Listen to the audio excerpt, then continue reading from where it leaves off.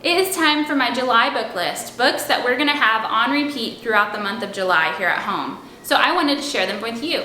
This month, of course, I am focusing on Independence Day and our country, our awesome country here in America. I also included one book about the water cycle and another book that is more of a comic book style book. I really hope you will enjoy these titles that I picked out. The first title that I chose is called Blue Sky, White Stars, and is actually based off of a poem by Sarvinder Nabarhas.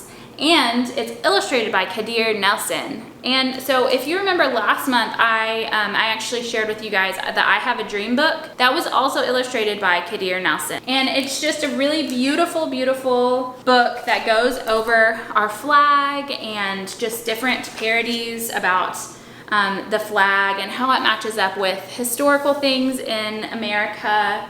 And it also has some really beautiful illustrations of presidents and of the civil rights movement. And I just really love this book. It's just kind of dreamy with all of the really, really beautiful illustrations in it. So my second pick this month is America, a Patriotic Primer. It's by Lynn Cheney and it's illustrated by Robin Glasser. And it actually just goes through the alphabet on important things about America. So A starts with A is for America, the land we love. And then it keeps going and it talks about suffrage, women's suffrage. It talks about God being who we trust in. It talks about Dr. Martin Luther King and Thomas Jefferson and George Washington. And it talks about Native Americans. It also has different little facts right here, like on the side of the page. It's just really cool illustrations, and so it's kind of cool to look at. So I definitely would recommend this one. It has it's just a really neat book.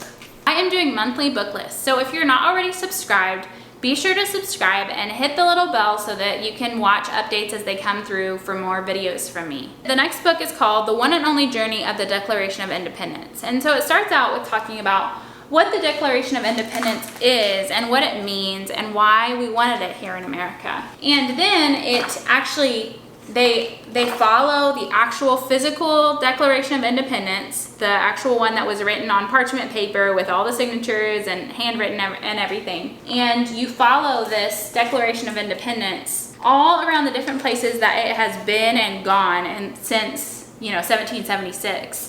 And so it's just a neat little way to like follow what happened throughout the years and also where this parchment paper Declaration of Independence has gone.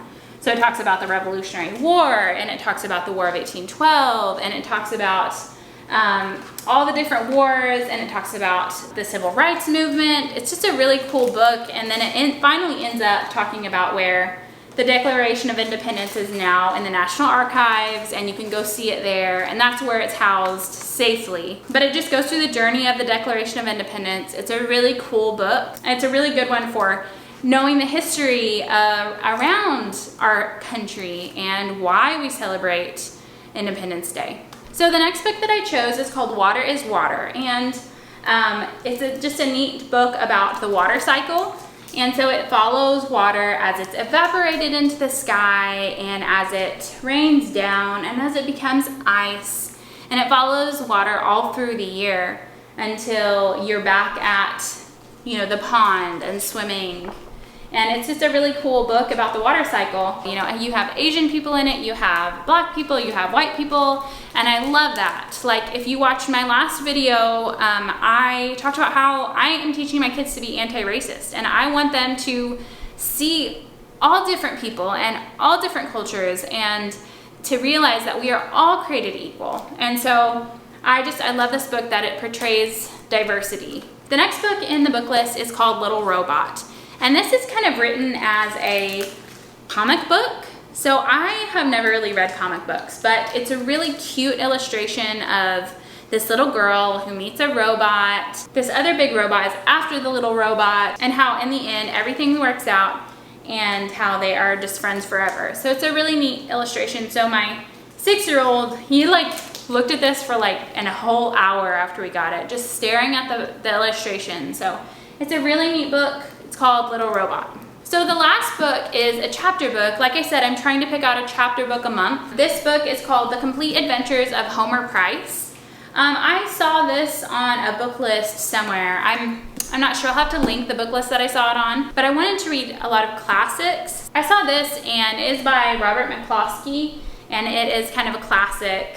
And so I kind of have skipped through it because the first story involves a lot of guns, and so I'm not that, like my kids, they make like stick guns and stuff like that, and they have Nerf guns, but it's not something that I really want to incorporate in a bunch of stories for them. Movies that we watch, we try not to really watch movies that have a lot of guns in them. So I skipped the first story, but it has a bunch of stories in it. So the next one was called The Donuts, and that was hilarious because these donuts, they end up making like thousands and thousands of donuts in this story, and Homer like helps save the day.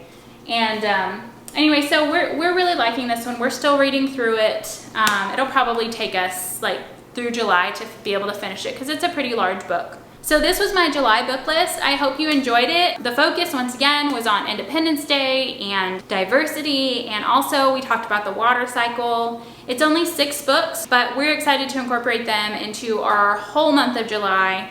One little tip is if I see a book list that I like, or I Google search a book and I don't want to buy it, I just go onto my library's website and I can put those books on hold and then just go pick them up curbside. Our library is really awesome in offering that. So that is one easy way to get books without spending a bunch of money. I generally try not to buy books. I try to find library books first. And if I can't find the book at the library, I do go ahead and buy it. But that's just a little tip. If you didn't already know, you can place holds online for a lot of libraries. That's awesome. Thank you for tuning in. I hope that you guys really like this book list. Be sure to leave a comment below and let me know what you thought about it. And I hope you guys have a really great 4th of July.